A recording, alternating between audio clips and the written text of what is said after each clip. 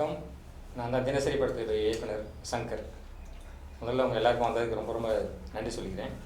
எல்லாத்துக்கு மேலே என்னோடய அப்பா அம்மாவுக்கு மிகப்பெரிய நன்றி சொல்லிக்கிறேன். அப்புறம் இந்த படத்தினுடைய வாய்ப்பாக எனக்கு அமைச்சு கொடுத்த திரு விஜய் முரளி சார் அவர்களுக்கும் முரளி சார் அவர்களுக்கும் நான் மிகப்பெரிய நன்றி சொல்லிக்கிறேன். இது மேலே ரொம்ப ரொம்ப பேசணும் அப்படின்னா ஸ்ரீகாந்த் சார்.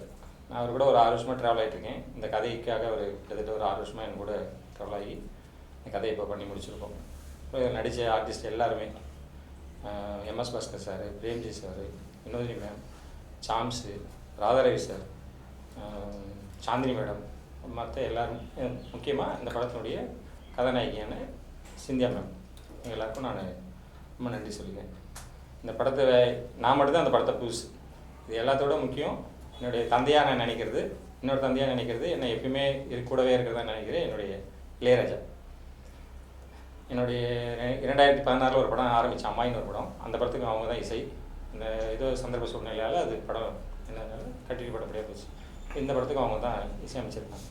மற்றபடி cameraman Rajesh Yadav sir, N P Srikanth editor, எல்லாருமே பெரிய பெரிய டெக்னீஷியனாக தான் இந்த படத்தில் நான் கையாண்டிருக்கேன். நண்பர் ஆர்ட் டேரக்டர் வந்து ஜான் பிரிட்டோ, எல்லாம் சேர்ந்து ஒர்க் பண்ண ஒரு படம். இன்றைக்கி படமாக பார்த்தேன். நிஜமாக நான் ஒரு படம் பண்ணும்போது படம் எப்படி நான் திரையில் பார்க்கணும் அப்படி தான் என் படத்தை பார்த்தேன். என் படமாக நான் பார்க்கல. எந்த படத்தை பார்த்தாலும் அது நல்லா இல்லைன்னா நான் ஓட்டுவேன், நல்லா இல்லைன்னா சத்தியமாக தூங்கிடுவேன். அப்படி தான் இந்த படத்தையும் நான் பார்த்தேன். எந்த இடத்துல நான் தூங்குவேன், எந்த இடத்துல இருப்பேன். நிஜமாக சொன்னேன், எனக்கு படம் ரசிக்கிற தன்மையில் தான் அந்த படம் இருந்துச்சு. ரொம்பவும் இதுவும் இல்லாமல் நல்லாவே இருந்துச்சு. எனக்கு அது அந்த வகையில் ரொம்ப ரொம்ப சந்தோஷமான விஷயமாக தான் இருக்குது. ஸோ இந்த படத்துக்கு நீங்கள் இதை கொண்டு போய் சேர்ப்பீங்கிற நம்பிக்கையில் நான் உங்ககிட்ட நான் பேச வந்திருக்கேன். இதுதான் என்னுடைய முன்னுரை.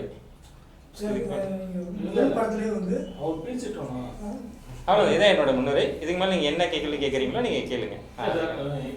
இந்த பத்திரிகையாளர் சந்திப்பு ஆக்சுவலாக என்னென்னா, அன்றைக்கி அவங்க ப்ரெஸ் ஷோ வைக்கிற அன்றைக்கி நான் இல்லை. சில தைப்பூச ஊரில் எங்கள் அம்மாவுடைய கிராமத்தில் பெரிய விழா நடக்கும்.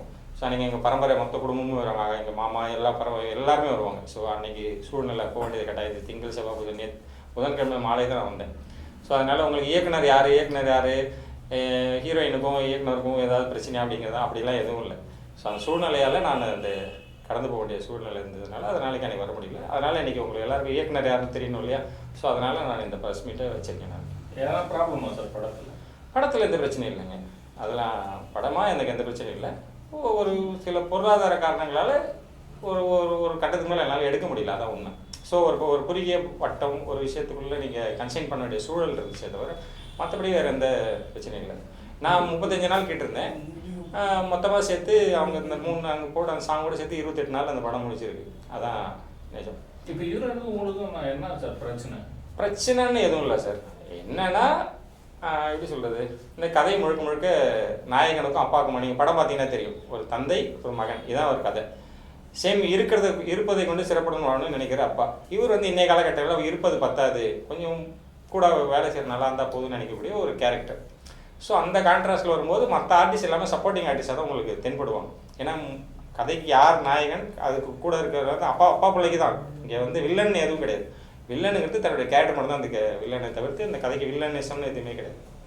அவங்க குணம் என்ன மாதிரி மாற்றுதுன்றது தான் அந்த கதையுடைய தன்மையாகவே இருந்திருக்கு. அப்படி வரும்போது அவங்க போர்ஷன் கொஞ்சம் கம்மியாக இருக்கும். ஸோ அவங்க இவ்வளோ நான் இன்வெஸ்ட் பண்ணியிருக்கேன், நான் என்னுடைய போர்ஷன் கம்மியாக இருக்குன்னு தான் அவங்களோட வருத்தம்.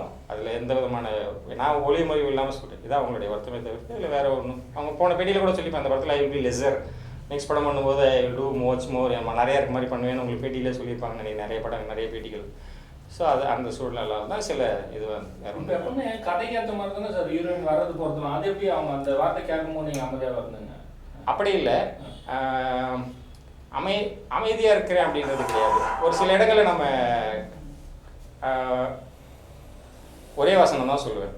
வாதத்துக்கு விளக்கம் இருக்குது, விதண்டாவாதத்துக்கு உங்களுக்கு விளக்கம் கிடையாது. அதுதான் இங்கே நிஜம். அதனால் நீங்கள் விதண்டாவாதத்துக்கு நீங்கள் பதில் சொல்லிருந்தீங்கன்னா உங்களுக்கு என்ன கிடைக்குன்றது உங்களுக்கு எல்லாருக்குமே நிஜமாக தெரிஞ்சிருக்கக்கூடிய விஷயங்கள் தான், வேறு ஒன்றும் இல்லை. சினிமானா என்ன, நான் படித்து முடிச்சுட்டு நிறைய சென்னைக்கு வந்துட்டேன் சினிமா பண்ணணுன்ட்டு. அவ்வளோ சின்ன வயசுல எனக்கு பேஷன் தான். நான் வந்துட்டு கிட்டத்தட்ட பொமரகனாலில் அப்ரெண்டிஸ் ஆரம்பித்து இப்போ கடைசி அந்த கண் ரிலீஸ் ஆச்சு இல்லையா, அந்த படத்துலேயே கோடேட்டர் கூட இப்போ தியாகராஜ் சார் கூட கிட்டத்தட்ட 3 வருஷம் ஸ்கிரிப்ட் வரைக்கும் ஒர்க் பண்ணியிருக்கேன். தமிழ் தெலுங்குன்னு சொல்லிட்டு வடிவேல் சார் கூட 40 படம் காமெடி ட்ராக்கில் ஒர்க் பண்ணியிருக்கேன் நான். ஸோ அந்த இருக்கிற இயக்குநர்களுடைய கஷ்ட நஷ்டங்கள் அங்கே என்ன நடக்கும்ன்றது எனக்கு எல்லாமே தெரியும். அதனால் நான் அவங்களுக்காக சில விஷயங்கள் நம்ம முதல் படம்ன்றதுனால சரி கோணாமல் நடந்துக்கணுன்ற ஒரே காரணத்துக்காக தான் நம்ம விஷயங்கள் பண்ண வேண்டிய சூழல் வந்துச்சு. சரி, நீங்கள் முதல் படமே வந்து சொன்னீங்க, ஏற்கனவே ஒரு படம் பண்ணியிருந்தீங்க. ஏன்னா இளையராஜா மாரி ஒரு லெஜண்ட் கிட்ட நீங்கள் ஒர்க் பண்ணுறது, அது என்ன மாரி ஒரு அனுபவமாக இருந்துச்சு, என்ன மாரி ஒரு சப்போர்ட்? நான் அவர்கிட்ட ஒரே ஒரு வசனம் தான் சொன்னேன், இந்த உலகத்தில் எனக்கு ஒருத்தர் பிடிக்கும், அது உங்களை மட்டும் தான் பிடிக்கும்னு சொல்லியிருக்கேன். இதுக்கு மேலே எனக்கு சொல்கிறதுக்கு வேறு எதுவுமே கிடையாது. அது 2016 அந்த படம் பண்ணும்போது நான் சொன்னது அது ஒன்று தான். ஏன்னா இன்றைக்கி நான் கதைகள் எழுதுவேன், கதைகள் எழுதும்போது அவர் பாட்டை தவிர வேறு எதுவுமே என் கூட யாருமே இருக்க மாட்டேன், எஸ்என்ஸ் கூட யாருமே இருக்க மாட்டேன். நான் உட்காந்து கதையை யோசிப்பேன், அவர் பாடல் ஓடிட்டு இருக்கும், அந்த பாட்டுக்கான சூழல் எனக்கு சூழல் அதுவே கிரியேட் பண்ணி கொடுக்குறதுக்கான விஷயங்கள் தான் நான் அமைச்சிருக்கேன். இப்போ இந்த படங்கள் இந்த படத்தை பார்த்தீங்கன்னா அதிலே நிறைய இளையராஜாக்கான பழைய படங்கள் சூழல் தான் இருக்கும். அந்த சூழல் நான் உருவாக்கி தான் அந்த ஒரு விஷயத்தை கேட்கும்போது நமக்கு இது இப்படி இருந்தால் காட்சிப்படுத்தினா எப்படி இருக்கும் அப்படின்னு தான் இளையராஜாவுடைய பாடல்களாக இருக்கும். நீங்கள் கேட்பீங்க, நல்லது கெட்டது எல்லாத்துக்குமே நம்ம அது அவர் கூட தான் நம்ம பயணிச்சுட்டு இருக்கோம். இல்லை எனக்கு அவர் கூட இருக்கும்போது அது வேற ஒரு உலகம். இந்த படங்களில் இருக்கக்கூடிய சில வசனங்கள், முக்கியமான வசனங்கள்லாம் அவர் ஸ்டூடியோவில் நான் உட்காந்து எழுதுனது. ரெக்கார்டிங் போய்ட்டு இருக்கோம் இல்லை, நான் ஸ்டூடியோவில் உட்காந்துருக்கேன். ஒரு தடவை கேட்டால் கிராஸ் பண்ணுவோம், என்னடா பண்ணிருக்கேன்னு கேட்டார்.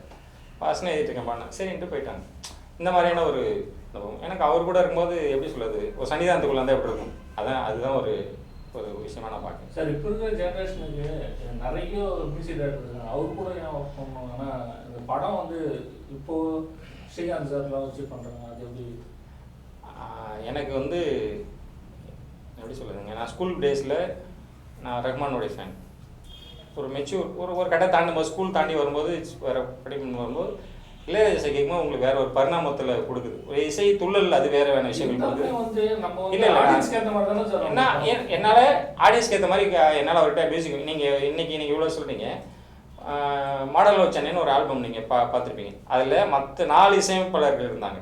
அதில் யாருக்கு பெஸ்ட்டாக இருந்துச்சுன்னு நம்ம எடுத்து பார்த்தோன்னா உங்களுக்கு அது தெரியும். இளையராஜாவோட இசை நீங்கள் இது வரைக்கும் கேட்காத பரிணாமத்தில் அந்த இசை இருந்திருக்கும். நாங்கள் என்ன கேட்குறோமோ அதை தான் அவங்களால வெளிக்கொண்டு வரணும். நான் ஒரு விஷயம் எனக்கு இப்படி வேணும் அப்படின்னு நான் சொல்லணும், இன்புட் கொடுக்கணும். அப்போ தான் ஒரு கலைஞனுக்கு அதை திருப்பி கொண்டு வரணும். இப்போ நீங்கள் என்கிட்ட ஒரு சீன் கேட்குறீங்கன்னா, ஒரு கதாசிரியர், நான் கதை நிறைய இடம் போயிருக்கேன், போகும்போது அவங்க சார் இப்படி இருந்தால் நல்லா, இன்னும் இதை விட அப்படின்னா தான் எனக்கு ஒரு பெட்டர்மெண்ட் தேடுது. ஒரு கதாநாயகன்ட்ட நான் கதை சொல்ல போகிறேன், அந்த கதாநாயகன் சார் இதோட எனக்கு யூனிக்கான்றது நான் இப்போ சொல்லிகிட்டே இருக்கேன். அவர்கிட்ட உட்காந்த இடத்துல 10 லைன் சொல்கிறேன், 11 லைன் இது யூனிக்காக இருக்குது ஓகேன்னு. ஸோ நம்ம சொல்லணும் அவர்கிட்ட விஷயம். சார் இப்போ வெற்றிமாறன், பாலா சார், மிஸ்கின் அவங்களுக்குலாம் வந்து ஒரு மாதிரி பேட்டர்னில் இருக்கும் மியூசிக்கு. இந்த பேட்டர்ன் வந்து அது இது வந்து ஒரு சூழல் தான் சார் காரணம். இந்த நம்ம என்ன சூழல் அங்கே போய் எக்ஸ்பிளைன் பண்ணுறோமோ அந்த சூழலுக்கான இசை தான் நமக்கு கிடைக்கும். புரியுதுங்களா? நம்ம அங்கே எக்ஸ்பிளைன் பண்ணுறதுல இருக்குது. நம்ம அங்கே சொல்லக்கூடிய சூழல், நம்ம இப்போ காட்சியை விரிவுபடுத்துகிற சூழல் இருக்கும்போது இருக்கக்கூடிய அமைப்புகள் தான் உங்களுக்கு அங்கே திருப்பி கிடைக்கக்கூடிய விஷயங்கள். அதான் எனக்கு கிடைச்சிருக்கு. சார் இந்த படத்துடைய சாங்ஸ் ரிலீஸ் பண்ணுறப்ப ஹீரோயின் படத்தை வச்சுக்கிட்டு ட்ரோல் பண்ணி போட்டுனாங்க, அந்த பாவம் எப்படி இருந்துச்சு? அது நான் நிஜமாவே தவறு தான் சொல்லுவேன். அது எப்படி சொல்கிறது, ஒருத்தவங்களை ட்ரோல் பண்ணுறதுன்றது அது தனிப்பட்ட வரையும். பட் ஆனால் அது பப்ளிக் இன்றைக்கி நம்ம கிட்டத்தட்ட ஒரு சமூகத்துக்குள்ளே ஒரு சோஷியல் மீடியான்னு வந்துட்டோம். ஆனால் நம்ம இன்றைக்கி சமூகமாக இருக்குமான்னு கேட்டால் அது நிஜமாவே இல்லை. அது எனக்கு ரொம்ப பெரிய வருத்தம் தான். நிஜமாவே எனக்கு ஒரு ஆர்டிஸ்ட் நீங்கள் இன்றைக்கின்னு இல்லை, நீங்கள் 80 காலகட்டங்களில் நம்ம இருந்த ஹீரோக்கள்லாம் பார்த்தோம்னா நம்ம இன்னைக்கு காலகட்டங்களில் யோசிக்கும்போது நம்ம இவங்களாம் ஹீரோவாக இருந்தால் நம்ம யோசிக்கக்கூடிய நிலைமை. அப்போ இன்றைக்கெலாம் வந்திருந்தால் என்ன யோசிச்சு பார்த்தீங்கன்னா நம்ம என்னவா இருக்கும். அது ட்ரோலிங்கிறது அவங்க மண்ணிலே. பட் அது பார்வை தவறுன்னு தான் நான் நினைக்கிறேன். நிஜமாவே அவங்க ஒரு ப்ரொடியூசராக என்கிட்ட சொன்னது நான் நடிக்கணும். விஜயமுரளி சார் என்னை கூட்டு போய் கதை சொல்ல சொன்னார். ஆக்சுவலி அது கதை சொல்லிவிட்டு நான் சொன்னேன், சார் இவங்க வேணாம் வேறு யார், நான் ஓப்பன் அப்படியே சொன்னேன், இல்லை அவங்க படம் நடிக்கணும்னு ஆசைப்படுறாங்க. நான் காம்பரமைஸ், நான் சரி ஓகே வைக்க முடியும்னு தான் நான் அவங்கள வச்சு தான் படமே எடுக்கிறேன். எனக்கு என் கதைக்கு ஒரு சூழல், அதனால அந்த கதையில் அமெரிக்காவில் ரிட்டர்ன் அந்த மாதிரி ஒரு கேரக்டராகவே நான் அவங்க என்னவா இருக்காலும் கதை மாற்றி தான் பண்ணி. சார் வேற யாரும் நீங்கள் ஹீரோனை ஃபிக்ஸ் பண்ணலையா சார்? இவங்க ப்ரொடியூசர் இல்லை, நான் எதுவுமே ஃபிக்ஸ் ஆகலைங்க. ஆக்சுவலி இவங்க ப்ரொடியூசர் கம் ஹீரோயின்ன்றதுனால நான் நம்ம வேற எந்த தாட் ப்ராசஸ் அங்கே போக முடியாது. அது ஒரு விஷயத்துக்காகவே ஓகே பண்ணுங்க. அப்படி நான் ஓகே பண்ணலைங்க. எல்லாருக்கும் ஒரு கதை எழுதும்போது இவங்க தான் அப்படி நாம் எழுதின கதையே கிடையாது. இது வந்து திடீர்னு உருவான சூழலில் உருவான கதை. நாங்கள் பண்ண ஆரம்பித்த கதை வேறு ஒரு ஆக்ஷன் பேக்டு ஸ்கிரிப்ட் தான் அது. இப்போ ஹீரோயின் உள்ளே வந்தனால கதை மாறிடுச்சு. பண்ணதுனால பண்ணிகிட்டு இருக்கும்போது பட்ஜெட் அதிகமாக, ஆக்ஷன் மட்டுமே உங்களுக்கு 28 days எனக்கு ஷூட் இருந்துச்சு. ஃபைட்டு நான் இப்போ லொக்கேஷன்லாம் பார்த்துட்டு போட்ட பட்ஜெட்டு நாங்கள் ஒரு கன்சைனர்ஸி உங்களுக்கு தெரியும், இந்த இடத்துல என்ன பிஸ்னஸ் ஆகும்னு தெரியும். அந்த பிஸ்னஸுக்கு பண்ணும்போது அதோட டபுள் ஆச்சு. ஸோ அந்த பட்ஜெட்டில் இதை பண்ண முடியாது, ஏன்னா பண்ணிவிட்டு பிஸ்னஸ் பண்ணுறது ரொம்ப கஷ்டம் அப்படின்றதுனால ஆக்சுவலாக நீங்கள் இந்த படத்துடைய ஃபர்ஸ்ட் ஹாஃப் மட்டும்தான் நிஜமான இந்த ஒரிஜினல் ஸ்கிரிப்ட் நான் எழுதி இந்த script. Second half out and out வேறு ஒரு ஸ்கிரிப்ட். அது வேறு சூழலால் எல்லாம் பேசி உட்காந்து பட்ஜெட் தாங்க மாட்டோம், நம்ம இது கன்சென்ட்டாக ஒரு குடும்ப கதையாக மாற்றலாம். ஃபர்ஸ்ட் ஆஃப் ஃபுல்லாக குடும்ப கதையாக, செகண்ட் ஆஃப் மொத்தமாக டிராஸ்டிக்காக சேஞ்ச் ஆகி ஃபுல் ஆக்ஷன் மோடே மாறிடும். அதனால் அந்த சூழலுக்கு அந்த மாதிரி சரி பட்ஜெட் உண்மை காரணம் அது பட்ஜெட் தான், பட்ஜெட்டுக்குள்ளே பண்ணிடணுன்றதுனால சரி குடும்ப சூழலாக பண்ணிடணும். ஒரு குடும்ப கதையாக இருந்தது. ஆல்ரெடி என்னுடைய நிறைய சம்பவங்கள் நடந்த சம்பவங்கள் எல்லாத்தையும் நான் ஆல்ரெடி கேதர் பண்ணி வச்சுருந்ததுனால கரெக்டாக அந்த அவருடைய கேரக்டருக்கும் இப்போ அந்த டைமில் நடந்த அந்த அந்த எப்படி சொல்லுங்கள் ஸ்கேமும் கரெக்டாக மெர்ஜ் ஆயிடுச்சு. எனக்கு அந்த ஸ்கேமை வச்சுட்டு என்னோடய சம்மந்தப்பட்டவர்கள் எல்லாருமே நிறைய பேர் அதில் இன்வெஸ்ட் பண்ணியிருந்தாங்க. அவங்க எல்லாருக்கிட்டையும் தரவுகள் எடுத்து யார் என்ன எப்படி வந்தால் நீ எப்படி உள்ளே போனன்றது எல்லா விஷயத்தையும் கேட்டு நான் கதையாக பண்ணது தான் அந்த கதை. ஸோ இந்த கதைக்காக அவங்களுக்காக நான் கதையை மாற்றலை. எங்களுக்கு அந்த உள்ளே போகும்போது இருந்த ஸ்கிரிப்ட் வேறு, அந்த சூழலில் எங்களுக்கு பட்ஜெட்டு கண்டிப்பாக நிஜமாக இருக்கும், ரொம்ப பெருசாக இருக்கும். எங்களெல்லாம் இன்றைக்கி இவ்வளோ தூரம் உட்காந்து ரிலீஸ் பண்ணுறதுக்கு ரொம்ப சிரமப்பட்டோம், முடிய கூட சிரமப்பட்டுருக்கோம். அதான் உண்மை. பாவம் அவங்கள நம்ம அவ்வளோ தூரத்தை வந்து இன்வெஸ்ட் பண்ணியிருக்காங்க, திருப்பி பணத்தை திருப்பி கொடுக்கணுன்றது ரொம்ப ரொம்ப முக்கியம். ஸ்ரீகாந்த் சார் எப்படி சார் ஓகே சொல்லிட்டாரா? ப்ரொடியூசரும் இவங்க தான், ஹீரோயின் இவங்க தான் போது அவர் கதை சூழல் தெரியும். நான் தான் சொன்னேன், இந்த கதை கூட ஒரு 6 வருஷம் ட்ராவல் ஆகிருக்காரு அந்த கதைக்குள்ளே. நாங்கள் ஆஃபைல தான் கதையை மாற்றுறோம். கதையை மாற்றும் போது அவருக்கு ஒரு டைரக்டராக ஏமால இருக்கக்கூடிய ஒரு சூழல் நம்பிக்கை தான். நீங்கள் பார்த்தீங்கன்னா தெரியும், சில பேட்டிகளே தனியாகவே வேற ஒரு படத்தையும் என்னை ரெக்கமெண்ட் பண்ணார். இதுக்கு முன்னாடி நான் அந்த படம் பண்ணுறதுக்கு முன்னாடியே வேற ஒரு ப்ரொடியூசர்கிட்ட அந்த டைரக்டர் சரி இது ஆகும்போது என்னை வந்து ரெக்கமெண்ட் பண்ணுறாரு. தினசரி சங்கர் போய் பாருங்கள் பண்ணி தருவார். இந்த வேர்டு வந்து நான் அவருக்கு என் மேலே வச்சுருக்க நம்பிக்கைனால அந்த உருவானது. ஸோ அதனால் அவருக்கு அந்த இதில் ஒன்றும் இப்போ மற்றவங்க பேசுற மாதிரி உங்களுக்கும் இந்த ஹீரோயினுக்கு எந்த பிரச்சனையும் இல்லை, சுகமாக தான். நான் தான் சொன்னேன் இல்லைங்க, மன உரசல் எல்லாருக்குள்ளே இருக்கு. எனக்கு என் ப்ரொடியூசர் டெய்லி சண்டை நடக்கும். யாருக்கு தான் நடக்காது? குடும்பத்துக்குள்ள புருஷன் முன்னாடி சண்டை தான் நடந்துட்டு இருக்கு. யார் வீட்டிலேயே சண்டை இல்லை. நீங்கள் அதுக்காக உரசிட்டு சண்டை போட்டுகிட்டே இருக்கீங்களா? முறைச்சி அது கிடையாது. இல்லை, ஒரு ப்ராஜெக்ட் பண்ணும்போது 100% நான் தான் சொன்னேனே, நான் மொத்தம் தமிழ் தெலுங்கு எல்லாரும் சேர்த்து ஒரு சாலிடாக அப்படி இப்படி சேர்த்து ஒரு 50 படங்களுக்காக நான் போய் ஒர்க் பண்ணியிருக்கேன். அந்த 50 படங்களில் 49 படம் தான் பிரச்சனை எல்லாம் போயிருந்துருக்கும். ஒரு படம் மட்டும் தான் எங்கேயாவது பிரச்சனையோடு இருந்திருக்கும். பிரச்சனை எல்லாம் நடந்தது. மற்ற 49 படங்களும் ஏதாவது ஒரு சூழலில் யாருக்காவது வந்துகிட்டே தான் இருக்கும். நானே என் மொதல் படமும் அப்படி தான், அந்த சூழலும் அப்படி தான். நான் ப்ரொடியூசர்கிட்ட தெளிவாக கேட்குறேன், பணம் இருக்கான்னு கேட்குறேன். வேற ஒரு சூழலில் அவர் சொல்கிறாரு, நான் நம்புகிறேன். ஆனால் அதுக்கப்புறம் அது இல்லைன்னும் போது வேறு சூழல் நடக்குது. இது வந்து நம்பிக்கையின் பேரில் நடக்குதான் சினிமா. நான் வாயால் சொன்ன ஒரு கதையை நம்பி ஒரு இத்தனை பேர் இத்தனை கோடி ரூபாய் வெறும் வாயில் சொன்ன கதை தான். அது பேப்பர் எடுத்து கூட இப்போ வீட்டில் அப்படின்ட்டு நான் வாயில் சொன்னால் எடுப்பேன் நம்பிக்கை கொடுக்குறாங்கன்னும் போது ஒரு அப்புறம் ரொம்ப நம்புறாங்க. வேற ஒரு ரீசன். அடுத்த படமா அவங்க கூட சேர்ந்து பண்ண போகிறவங்க யாரு சார்? யாரு அவங்க தயாரிப்பாளர்? இல்லை, நான் வேற கமிட்மெண்ட்டில் பேசிக்கிட்டு இருக்கேன். என்ன சார் ப்ராஜெக்ட்? அடுத்தது ஒரு இதே ட்ராமா, ஆனால் அது ஒரு ஹாரர் பேஸ்டு ஒரு ஸ்கிரிப்ட் சொல்லி ஓகே இருக்குது. அதில் ஆனால் ஆர்டிஸ்ட் கொஞ்சம் பெரிய அளவில் இருக்கணும். அதுவும் சரி, படம் ரிலீஸ் பண்ண சொல்லுவீங்க, உங்களோட மனநிலை எப்படி இருக்குது, எப்படி ஃபீல் பண்ணுறீங்க, என்னவா இருக்குது? ப்ரொடியூசருக்கு என்ன சொல்ல விரும்புறீங்க? ப்ரொடியூசருக்கு எதுவும் நான் சொல்ல விரும்பலைங்க. எனக்காக அவங்க இந்த படத்தை ரிலீஸ் பண்ணது ரொம்ப ரொம்ப சந்தோஷம். ஓகேங்களா? இன்றைக்கி சூழலில் படம் ரிலீஸ் ஆகிறது ரொம்ப மிகப்பெரிய கஷ்டம். நான் அவங்களுக்கு மிகப்பெரிய நன்றி கைகூப்பி நன்றி சொல்லிக்கிறதுக்கு அது ஒரு முக்கிய காரணம். அந்த படம் இன்றைக்கி வரும் வராது.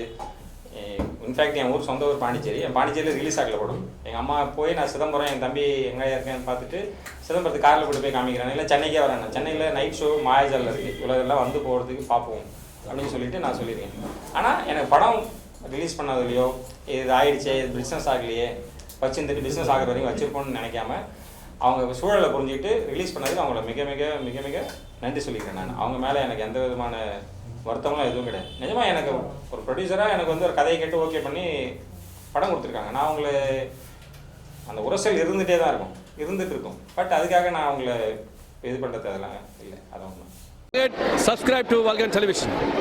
Please subscribe Vulcan Television.